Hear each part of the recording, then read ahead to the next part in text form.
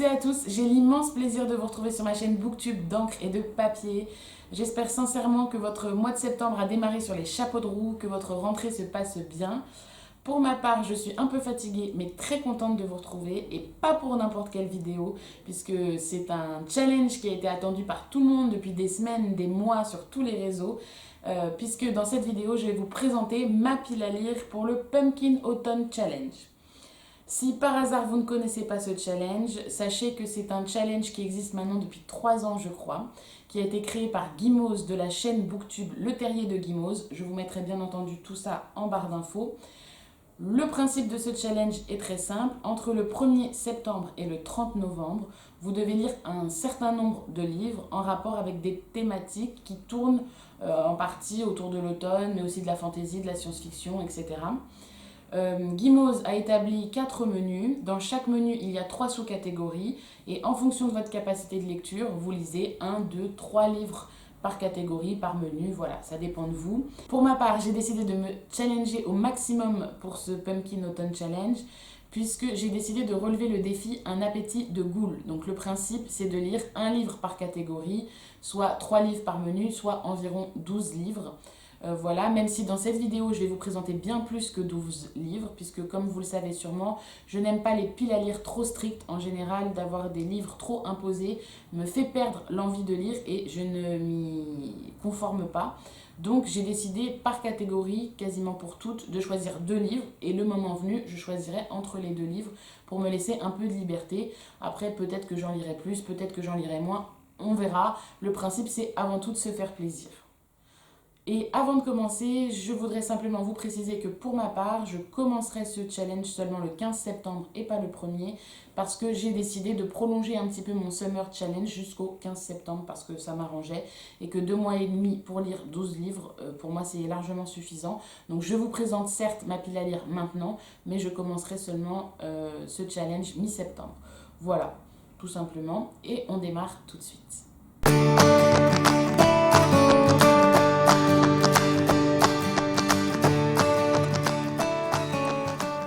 Avant que vous me posiez la question, oui, j'ai une anti-sèche avec moi, elle est là, parce que je trouve personnellement que c'est une pile à lire qui est assez technique à préparer et que ça me permet de ne pas perdre le fil conducteur de cette vidéo. Le premier menu que nous propose Guimauze s'appelle Automne frissonnant et la première sous-catégorie s'appelle Tu n'en reviendras pas. Le principe, c'est de lire un livre qui parle soit d'épouvante, soit de vampires, soit qui traite de sujets angoissants, soit qui est un livre d'horreur, soit qui est un thriller, un policier, un livre d'épouvante. Pour ma part, du coup, j'ai choisi 2 livres pour cette première sous-catégorie. Le premier, c'est La Faucheuse de Neil Shusterman.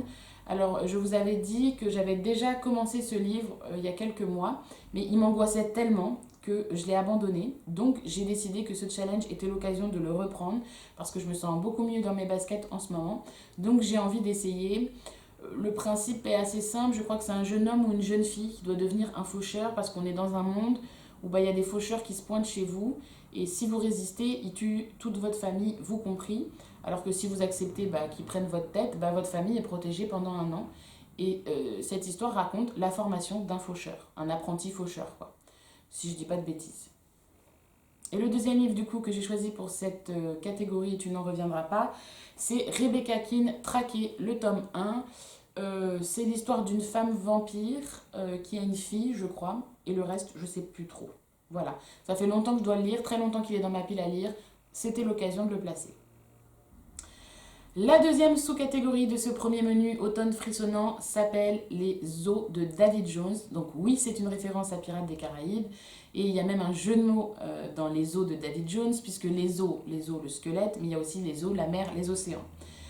Dans cette sous-catégorie, il faut lire un livre qui parle de piraterie, qui parle du bayou, du vaudou, de fantômes, ou même encore de la mer et des océans. Pour ma part, les 2 livres que j'ai sélectionnés traitent de la mer et des océans. Le premier, je l'avais déjà dans ma pile à lire puisqu'il s'agit de Moana de Silène Edgar. Le tome 1 s'appelle La saveur des figues et c'est aux éditions Castelmore. Je sais que ça traite d'une jeune fille polynésienne qui veut pas être mariée de force, qui veut prendre la mer et voyager, tout simplement. Le second livre que j'ai choisi pour cette sous-catégorie, Les eaux de David Jones, parle aussi de la mer et des océans, mais je ne l'ai pas encore reçu. J'essaierai de vous incruster une image et je devrais le recevoir courant septembre. Il s'appelle Le sabot de Splénir, tome 1, saga des mers grises. Voilà, c'est écrit par Pierre Ephrata. Et je sais simplement que ça parle d'un jarl viking qui, pareil, veut voyager à travers les mers. Ça parle de légendes aussi, je ne sais plus exactement. Je vous présenterai ça dans mon book haul du mois de septembre. La troisième et dernière sous-catégorie de ce menu automne frissonnant s'appelle Les frics, c'est chic. Le principe, c'est de lire un livre qui parle de monstres, d'altérité, de différence, d'étrangeté, de cirque. Pour ma part, j'ai choisi 2 livres. Le premier, il est écrit par Floriane Soulas, Les noces de la renarde. Vous avez sûrement entendu parler de ce livre, on en parle de plus en plus en ce moment. Pourquoi je l'ai choisi? Alors, je pourrais pas vous faire un résumé de l'histoire, c'est trop compliqué. Je sais juste que c'est le destin de 2 jeunes femmes. L'une est née l'une vit en 1461 au Japon et l'autre en 2016 à Tokyo, donc au Japon également. Et la seconde a le pouvoir de côtoyer les yokai, esprits et monstres du folklore japonais. Et du coup, elle se sent différente et un peu isolée. Voilà, je vous en dis pas plus sur cette lecture, mais je trouvais que ça correspondait parfaitement. Le deuxième livre que j'ai choisi pour cette sous-catégorie, Les frics, c'est chic, est écrit par Toni Morrison et s'appelle L'origine des autres. Il traite de racisme, d'étrangeté, de rejet de l'autre, etc. Et je trouvais qu'il correspondait parfaitement à cette catégorie. Et puis voilà, c'est un petit livre, donc visiblement rapide à lire, mais surtout qui traite d'un sujet fort et poignant, donc ça m'intriguait beaucoup.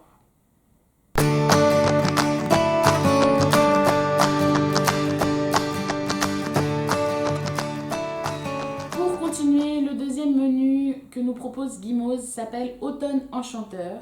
Et la première sous-catégorie de Automne Enchanteur s'appelle Done by the Sally Garden. Voilà, j'espère que j'ai bien prononcé parce que vous savez que moi et l'anglais, bof bof.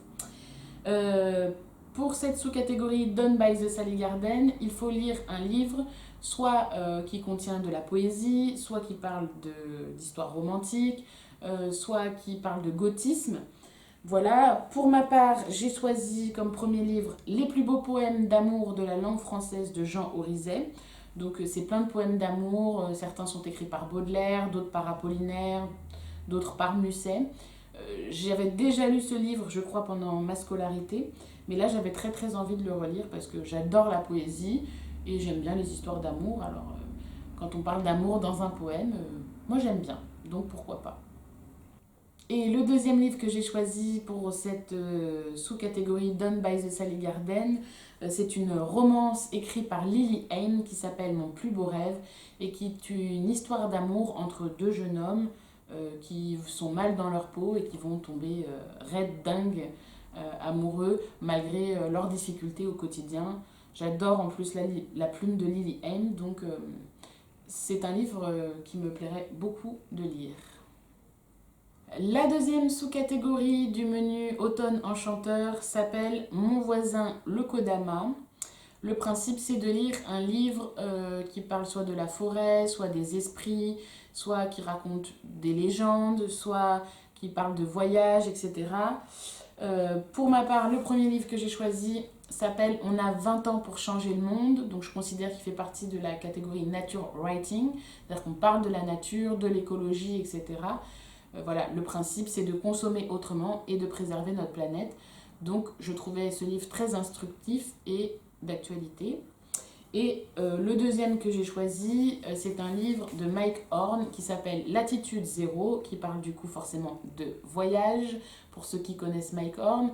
Voilà, cet homme a énormément voyagé et fait des périples et des aventures assez incroyables, assez surhumaines.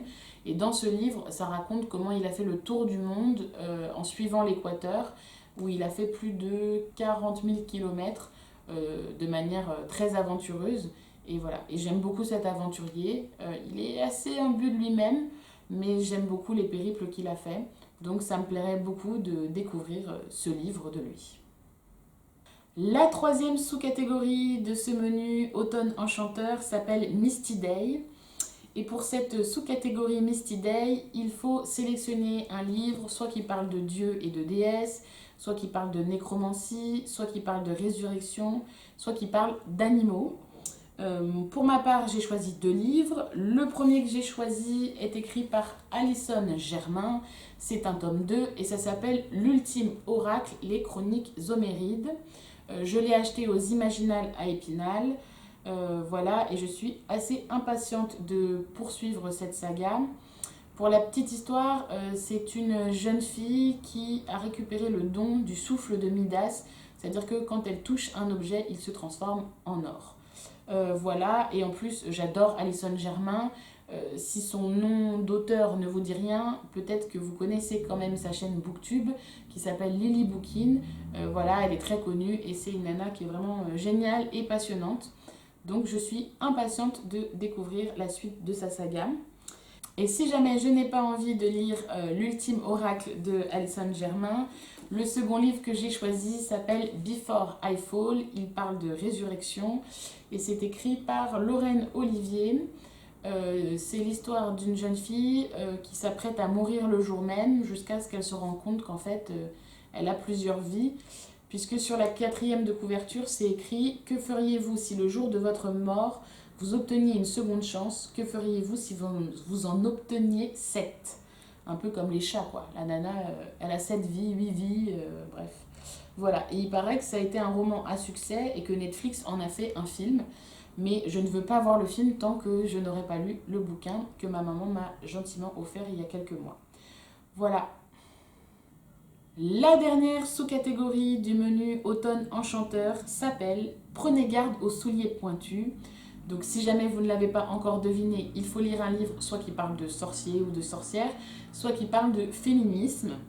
Pour le coup, exceptionnellement, j'ai choisi qu'un seul livre. J'ai décidé que c'est celui-là que je lirai et pas un autre, parce que je le mets dans toutes mes piles à lire et il passe toujours à la trappe. C'est un tome 1 que j'ai déjà lu, mais il y a très longtemps, et je ne peux pas poursuivre la saga sans relire ce tome 1. Donc c'est l'occasion, cette fois-ci, concrètement, de lire ce livre enfin. Voilà, c'est écrit par James Clemens, et ça s'appelle Le feu de la sorcière, les bannis et les proscrits. Voilà, je vous l'ai tellement présenté que je ne vais pas détailler plus, et je vous en parlerai du coup quand je ferai le bilan du Pumpkin Autumn Challenge.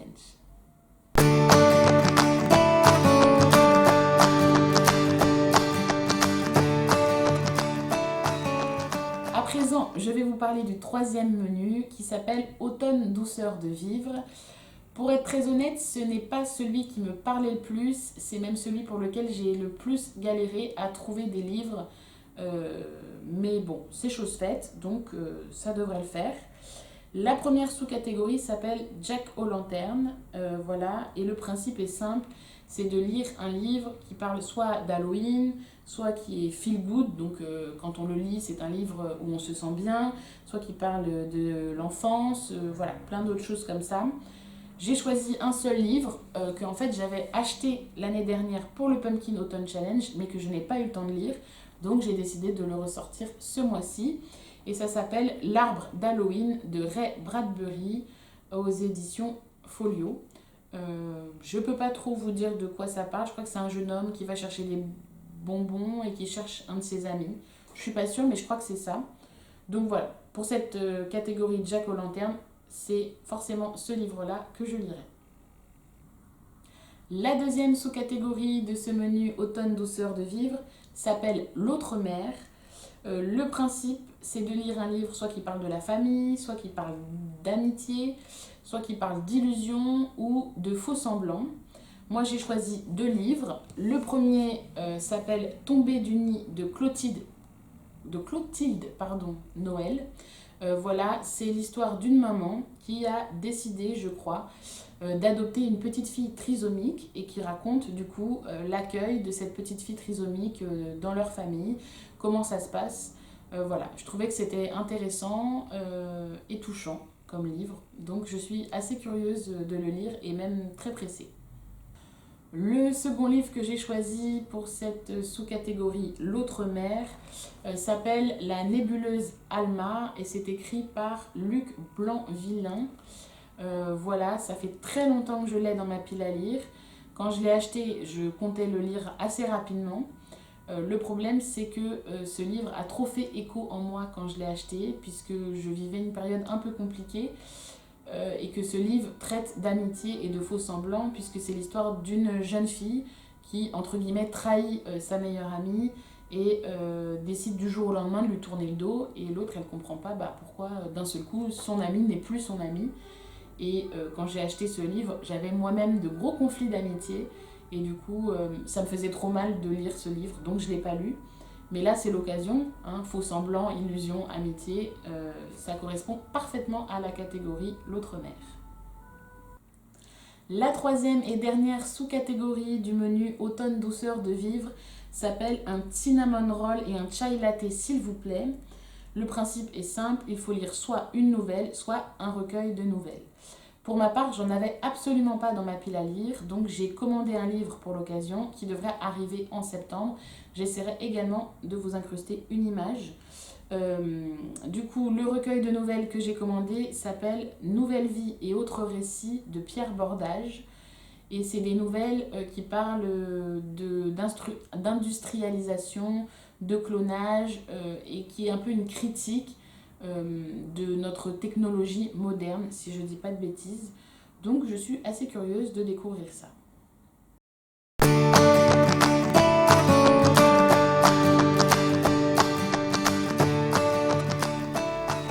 On arrive enfin au dernier et quatrième menu de ce challenge qui s'appelle Automne Astral.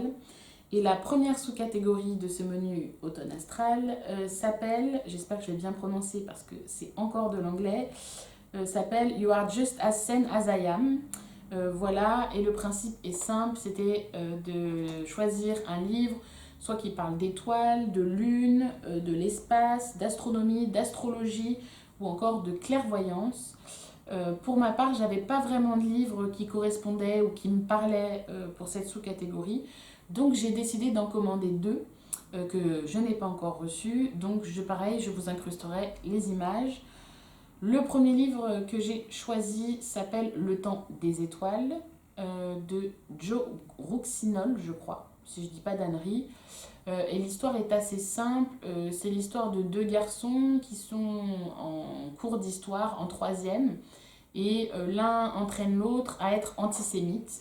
Et la prof d'histoire, visiblement, a des pouvoirs magiques. Et pour sanctionner son élève antisémite, elle décide de l'envoyer dans le passé en 1942, au moment de la Seconde Guerre mondiale, sous l'occupation allemande, histoire de lui faire comprendre réellement ce que c'était l'antisémitisme et un peu de le réveiller, de le secouer. C'est assez sévère comme sanction, mais je suis assez curieuse de découvrir cette histoire. Voilà, et du coup, dans le titre, il y a le mot étoile, donc ça tombait pile poil. Le deuxième livre que j'ai choisi pour cette sous-catégorie parle également d'étoiles, puisqu'il s'agit du tome 1, Les étoiles de Noside, de Sophie Jomain, voilà, qui est très connue, qui est sortie il y a quelques années, dont tout le monde parle. Mais moi, c'est vrai que j'ai jamais eu l'occasion de le lire et j'étais très curieuse de le découvrir. Donc je trouvais que ce challenge, c'était l'occasion de me le procurer. Et je suis très curieuse de découvrir cette saga. La deuxième sous-catégorie du menu automne astral s'appelle Rêverons-nous de moutons électriques. Le principe est simple, il faut lire un livre soit de science-fiction, soit qui parle d'un monde post-apocalyptique, soit qui parle de rêves, soit qui parle d'androïdes. Pour ma part, j'ai choisi deux livres. Le premier, c'est le tome 3 de L'élite de Joël Charbonneau. Je ne vous présente plus cette saga, il suffit que vous alliez voir mes dernières vidéos où j'en parle déjà énormément. C'est un post-apocalyptique et c'est le dernier tome de la saga. Donc je pense que c'est celui-là que je lirai. Comme ça sera une saga de terminée. Et puis bon, je suis quand même curieuse de savoir ce que devient l'héroïne Sia dans ce combat final.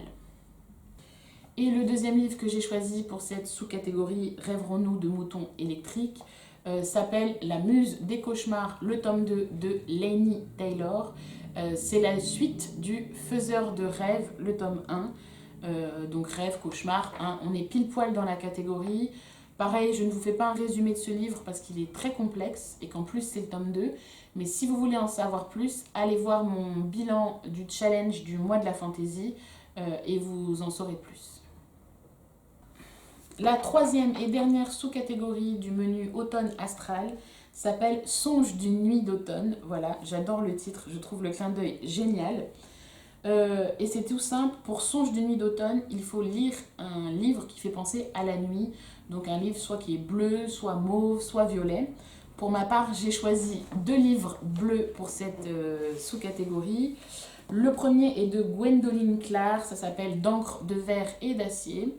Voilà, hein, clairement, il est bleu. Voilà, et je sais que c'est un monde où il y a des scriptologues qui écrivent des choses sur du parchemin et tout ce qu'ils écrivent se matérialise en fait. Et à un moment donné, il y a un scriptologue qui va créer l'être humain, je crois, et ça va mettre le bazar.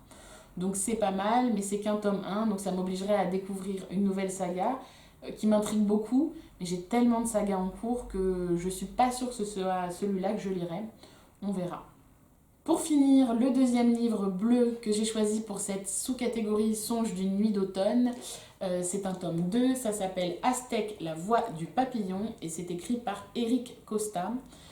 Je vous ai parlé récemment de cette saga dans mon dernier point lecture que je vous mettrai grâce au petit i parce que j'ai adoré le tome 1 de cette saga et que je suis impatiente de découvrir la suite.